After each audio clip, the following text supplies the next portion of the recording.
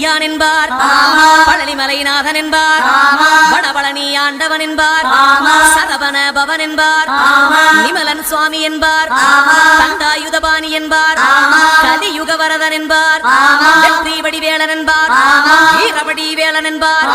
மரகத வண்ணன் என்பார், ஞானப்பலம் கேட்டவனா,